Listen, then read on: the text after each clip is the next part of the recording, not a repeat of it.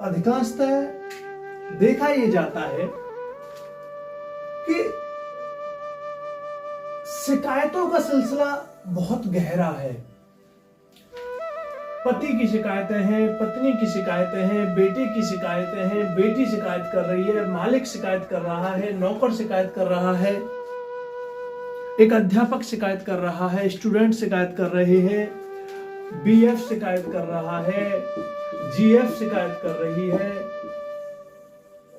रिश्तों की जो कोर है, जो रिश्तों को निस्ते नाबूद कर रही है, खंड खंड कर दे रही है, वह है शिकायत।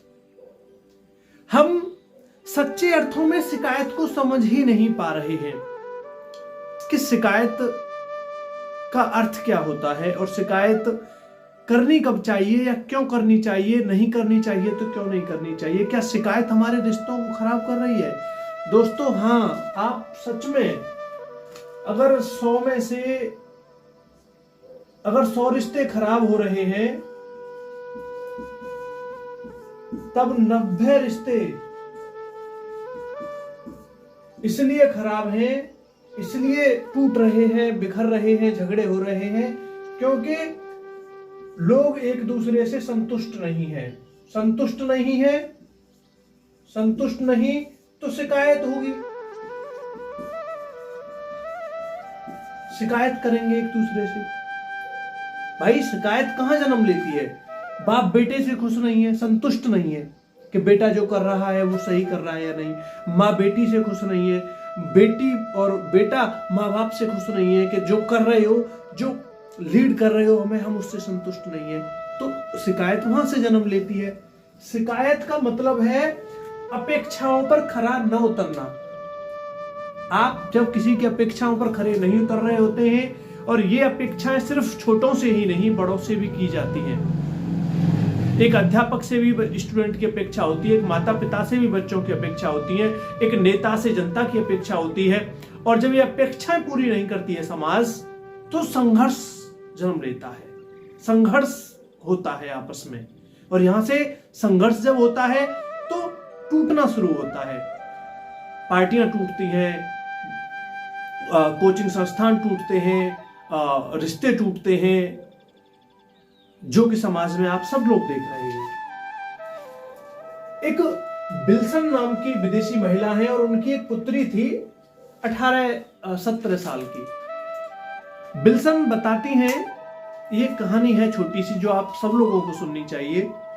विल्सन कहती हैं कि मेरी बेटी से मेरी बिल्कुल नहीं बनती। जब से मेरी बेटी समझदार होने लगी है, एक अपनी जैसे कि बोला जाता है यौवन की अवस्था में आने लगी है, 12-14 साल की अवस्था से ही बेटी चिड़चिड़ी होने लगी है, हर बात पे मुझसे झगड़ती है, हर बात का मेरा विरोध करती है और मेरा उससे बहुत झगड़ा होता है।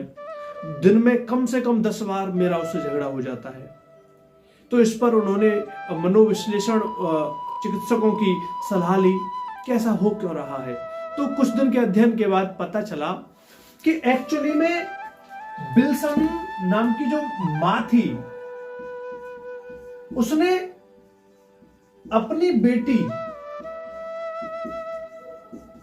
पर अत्यधिक अधिकार जमा लिया था। बेटी कुछ कर रही है, क्यों कर रही है?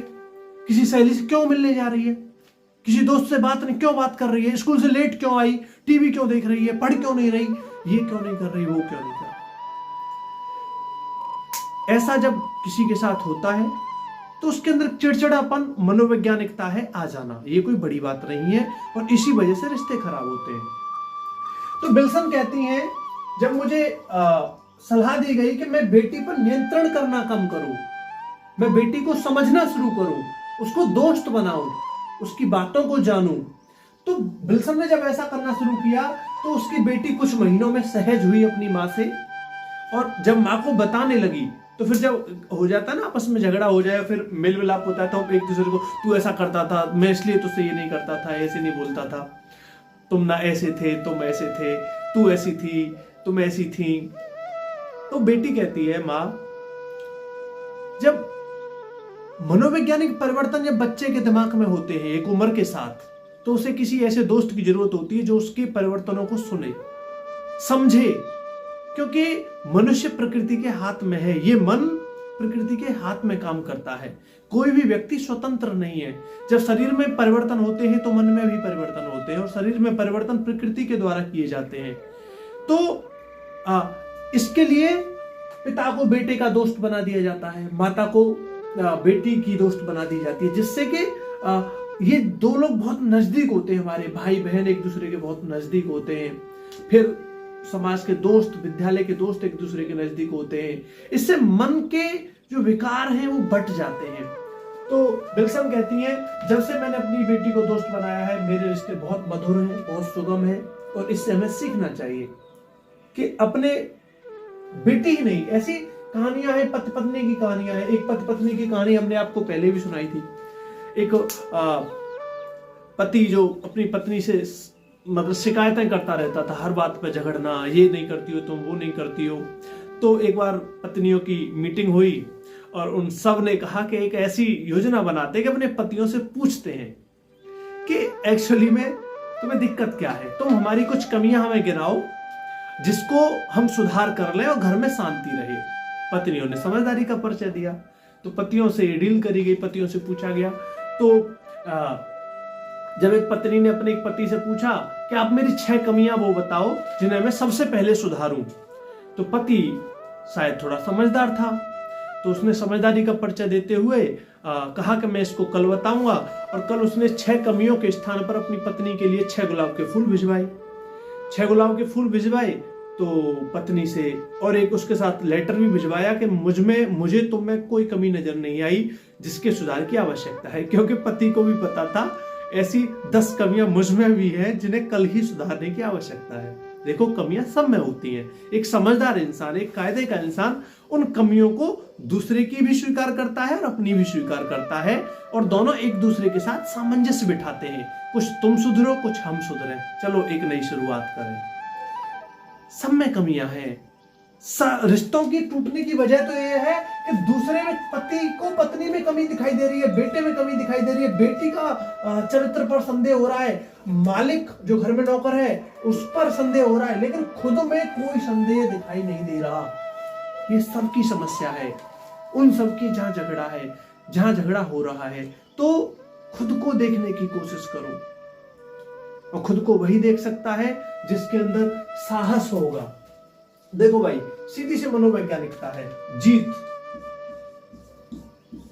जीत के बाद खुशी होना संसार के प्रत्येक पशु, पक्षी, जीव, मनुष्य सबको जीतने के बाद खुशी होती है। अपने आप को महत्वपूर्ण फील होने की अनुभव होता है कि मैं भी महत्वपूर्ण हूं, महत्वपूर्ण होने का अनुभव। इसीलिए तो लोग लड़ते हैं, क्योंकि लड़ने के बाद एक सेटिस्फेक्शन मिलता है, एक जीत मिलती है, चाहे उसमें कितनों के भी दिल तोड़ दिए जाए। अरे घर में 4 दिन तक खाना ना बने, लेकिन लड़ने का एकमात्र उद्देश्य, एकमात्र कारण है खुद को जिताना। जो खुद को जिताना नहीं चाहेगा वो कभी परिवार में झगड़ा नहीं करेगा। वो कहेगा मुझसे गलती हो गई, पत्नी से कहेगा देवी जी मुझसे गलती हो गई, पत्नी कहेगी पतिदेव मुझे माफ कीजिए, और हंसकर व्यवहार करेगी, हंसकर व्यवहार करेगा। भाई भाई में संघर्ष होता है खुद को महत्वपूर्ण साबित करने के लिए कि मैं तुझसे ज्यादा समाज में इज्जत रखता हूं, मैं तुझसे ज्यादा पैसा कमा रहा हूं, मैं तुझसे ज्यादा जानता हूं। दूसरा कहता है मैं तुझसे ज्यादा जानता हूं, समाज मेरी तुझसे ज्यादा इज्जत करती है। समझ पा रहे? ये हो रहा है। तो और देखो, हारने पर, अब झगड़े में मेल मिलाप क्यों नहीं होता? क्योंकि हारने पर संसार के प्रत्येक व्यक्ति को दूसरे से ईर्ष्या होती ही होती है। चाहे भाई हो, पिता को भी ईर्ष्या होती है पुत्र से हारने पर, और पुत्र को भी ईर्ष्या होती है पिता से हारने पर। दुख भी होता है, इसीलिए तो लोग हारना नहीं चाहते और लड़ते लड़ते एक पागलपन की अवस्था में पहुंच जाते हैं। और ये कटु सत्य है, पागल हो जाते हैं लोग, इतना डिप्रेशन के शिकार हो जाते हैं, क्योंकि कोई उन्हें महत्व नहीं दे रहा, उन्हें लड़ना पड़ रहा है अपने लिए महत्व पाने के लिए। तो लोगों, दूसरों को इंपोर्टेंस फील कराओ भाइयों, दूसरों को महत्व का अनुभव कराओ कि वो महत्ववान है। पत्नी, पति, बेटा, बेटी सबको फीलिंग दिलाओ कि तुम हमारे लिए बहुत महत्व के हो, तुम हमारे लिए बहुत इंपॉर्टेंस रखते हो। देखो रिश्ते कैसे नहीं सुधरते। तो ये बड़ी छोटी सी कुछ बातें थी जिनको मैंने आपके सामने रखने का प्रयास किया।